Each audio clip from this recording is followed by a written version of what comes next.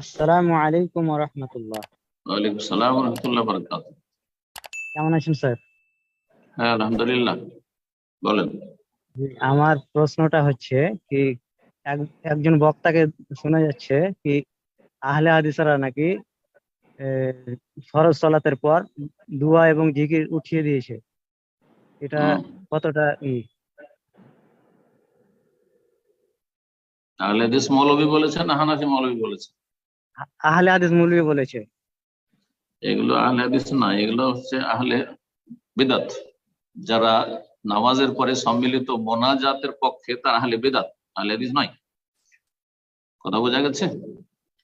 আর যারা সম্মিলিত মোনাজাতের বেদাত নিয়ে এসেছে তারাই জিকির আজকার উঠিয়েছে। বাস্তবে সত্য, যেসব লোকেরা মোনাজাত ধরে তারা কিন্তু ফরজ সালাতের পরে জিকির আজকার করে না।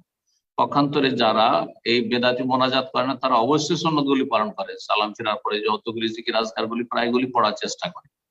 এটা বাস্তব সত্য এবং এটি হচ্ছে বেদাতে আল্লাহর মায়ের।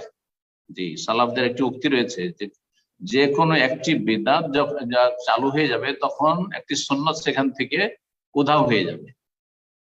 যে কোনো বেদাত যখন একটি চালু হবে তখন কি হবে, সুন্নত একটি সেখান থেকে উধাও হয়ে যাবে এবং সুন্নত একটি মরে যাবে। তাই করেছে তারা। যারা বেদাতি মোনাজাত করে তারা জিকির আজকার তাদের প্রায় সব দেখবেন মুখস্থই নেই, তাদের জিকির আজকার আমল নেই, মুখস্থ নেই, ইল্লা মাশাআল্লাহ। জি, হানাফি সমাজে তো জিকির আজকার মুখস্থই নেই বললেই চলে। দেখেন যে আম পাবলিক সাধারণ পাঁচটা জিকির আজকার ঠিক করে বলতে পারবে, আয়াতুল কুরসি ছাড়া আর দু তিনটে, এই যে আল্লাহ সাল্লাম ছাড়া, বাকি যে জিকির আজকার গুলো রয়েছে না, মুখস্থ নেই তাদের।